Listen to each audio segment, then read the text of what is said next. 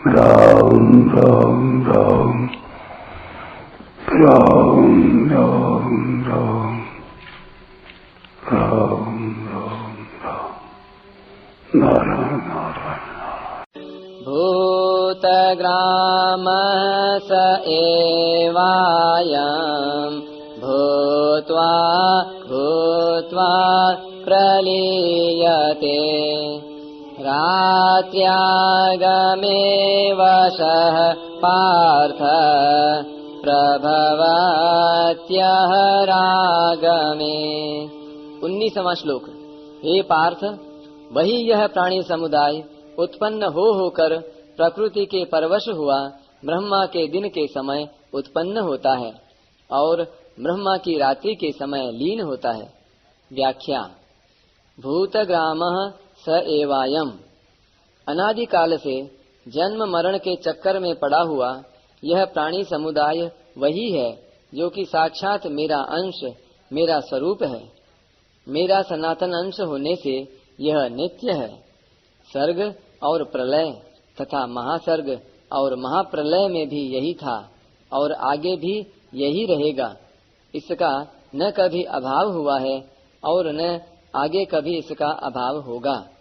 तात्पर्य है कि यह अविनाशी है, इसका कभी विनाश नहीं होता, परंतु भूल से यह प्रकृति के साथ अपना संबंध मान लेता है। प्राकृत पदार्थ शरीर आदि तो बदलते रहते हैं, उत्पन्न और नष्ट होते रहते हैं, पर यह उनके संबंध को पकड़े रहता है। यह कितने आश्चर्य की बात है कि संबंधी तो नहीं रहते, अर्थात सांसारिक पदार्थ तो नहीं रहते, पर उनका संबंध रहता है, क्योंकि उस संबंध को स्वयं ने पकड़ा है। अतः यह स्वयं जब तक उस संबंध को नहीं छोड़ता तब तक उसको दूसरा कोई छुड़ा नहीं सकता। उस संबंध को छोड़ने में यह स्वतंत्र है, सबल है। वास्तव में यह उस संबंध को रखने में सदा परतंत्र है, क्योंकि वे पदार्थ तो हरदम बदलते रहते हैं, पर यह नया नया संबंध पकड़ता रहता है। जैसे बालकपन को इसने नहीं छोड़ा और न छोड़ना चाहा, पर वह छूट गया, ऐसे ही जवानी को इसने नहीं छोड़ा पर वह छूट गई। और तो क्या, यह शरीर को भी छोड़ना नहीं चाहता, पर वह भी छूट जाता है। तात्पर्य यह हुआ कि प्राकृत पदार्थ तो छूटते ही रहते हैं, पर यह जीव उन पदार्थों के साथ अपने संबंध को बनाए रखता है, जिससे इसको बार बार शरीर धारण करने पड़ते हैं, बार बार जन्मना मरना पड़ता है। जब तक यह उस माने हुए संबंध को नहीं छोड़ेगा तब तक यह जन्म मरण की परंपरा चलती ही रहेगी, कभी मिटेगी नहीं। भगवान के द्वारा अकेले खेल नहीं हुआ, एकाकी न रमते। तो खेल खेलने के लिए अर्थात प्रेम का आदान प्रदान करने के लिए भगवान ने इस प्राणी समुदाय को शरीर रूप खिलौने के सहित प्रकट किया। खेल का यह नियम होता है कि खेल के पदार्थ केवल खेलने के लिए ही होते हैं, किसी के व्यक्तिगत नहीं होते।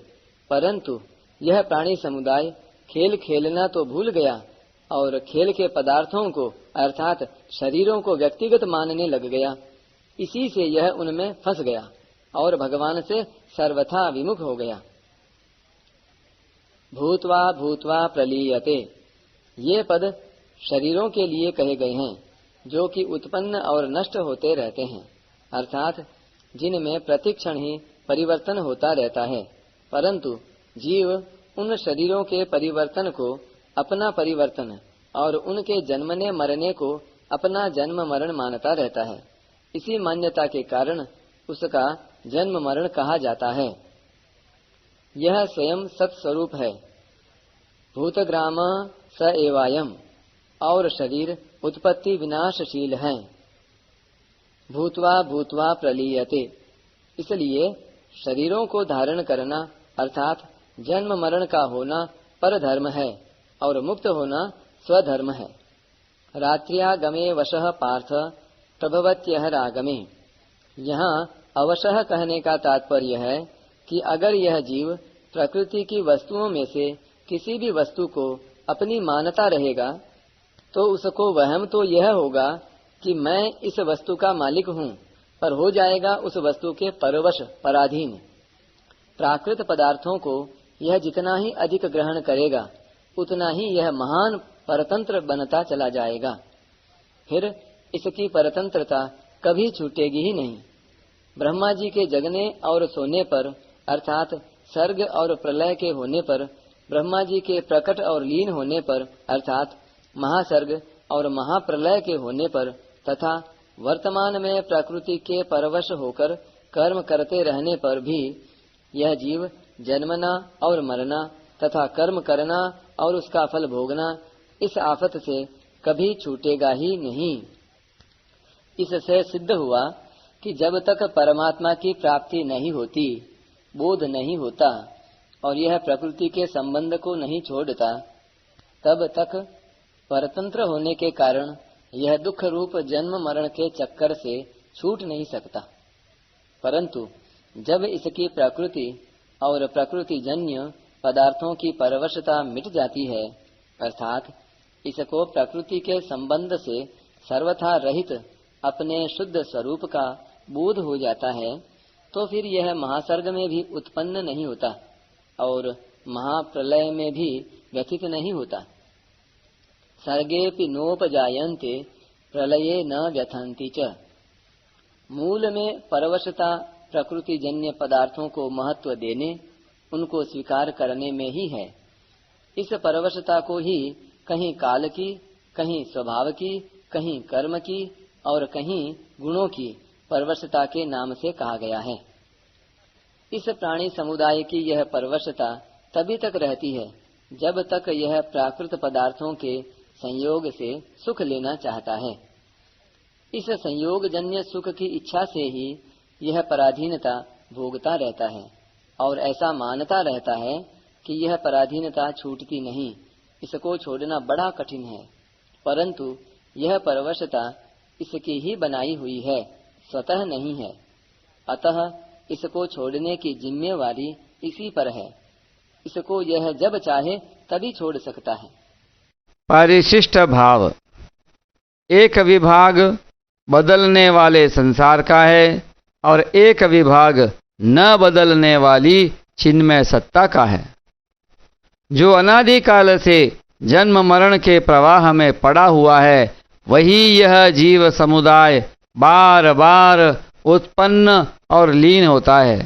ब्रह्मा के दिन और रात के बीच में भी जीव निरंतर जन्म लेता और मरता रहता है।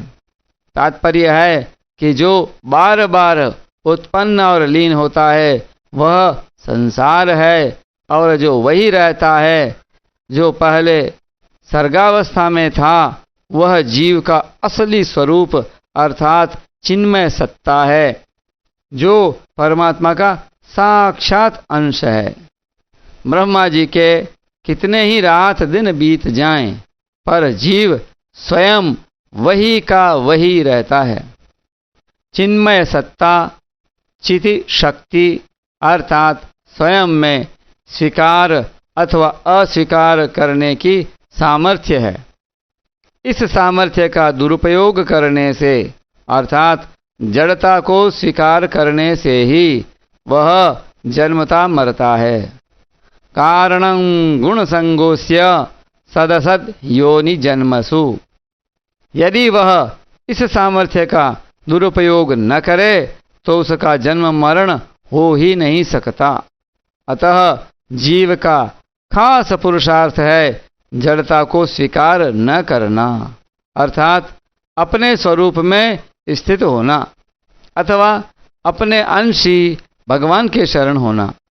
जड़ता में अर्थात देश काल वस्तु व्यक्ति क्रिया अवस्था परिस्थिति में परिवर्तन होता है। अपने में अपने होनेपन में कभी परिवर्तन नहीं होता। यह मनुष्य मात्र का अनुभव है, परंतु ऐसा अनुभव होते हुए भी मनुष्य सुखासक्ति के कारण जड़ता से बंधा रहता है, जिससे उसको अपने सहज स्वरूप का अनुभव नहीं होता।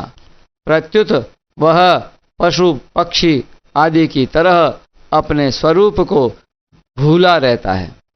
अवशः अपरा प्रकृति के साथ संबंध जोड़ने से जीव परवश पराधीन हो जाता है। भूतग्राममिमं कृत्स्नमवशं प्रकृतेर्वशात्। यहाँ और 9वें अध्याय के 8वें श्लोक में दोनों जगह भूतग्राम और अवश शब्द आए हैं। फर्क इतना है कि यहाँ सर्ग तथा प्रलय का वर्णन है, वहाँ महासर्ग तथा महाप्रलय का वर्णन है। अतः प्रकृति के साथ माना हुआ संबंध छूटने पर यह स्वाधीन अर्थात मुक्त हो जाता है। हमारी सत्ता अपरा प्रकृति के अर्थात वस्तु, व्यक्ति और क्रिया के अधीन नहीं है। प्रत्येक वस्तु की उत्पत्ति और विनाश होता है, प्रत्येक व्यक्ति का जन्म और मरण होता है, संयोग और वियोग होता है तथा प्रत्येक क्रिया का आरंभ और अंत होता है। परंतु इन तीनों वस्तु, व्यक्ति और क्रिया को जानने वाली हमारी चिन्मय सत्ता होनेपन का कभी उत्पत्ति विनाश, जन्म मरण, संयोग वियोग और आरंभ अंत नहीं होता। यह सत्ता नित्य निरंतर स्वतः ज्यों की त्यों रहती है। भूतग्रामः स एवायम्। इस सत्ता का कभी अभाव नहीं होता, ना भावो विद्यते सतः। इस सत्ता में स्वतः स्वाभाविक स्थिति के अनुभव का नाम ही मुक्ति, स्वाधीनता है।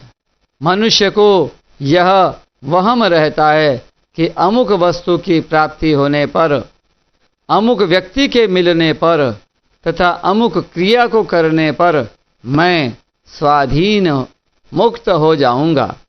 परंतु ऐसी कोई वस्तु, व्यक्ति और क्रिया है ही नहीं जिससे मनुष्य स्वाधीन हो जाए। प्रकृतिजन्य वस्तु, व्यक्ति और क्रिया तो मनुष्य को पराधीन बनाने वाली हैं। उनसे सर्वथा असंग होने पर ही मनुष्य स्वाधीन हो सकता है। अतः साधक को चाहिए कि वह वस्तु, व्यक्ति और क्रिया के बिना अपने को अकेला अनुभव करने का स्वभाव बनाए, उस अनुभव को महत्व दे, उसमें अधिक से अधिक स्थित रहे।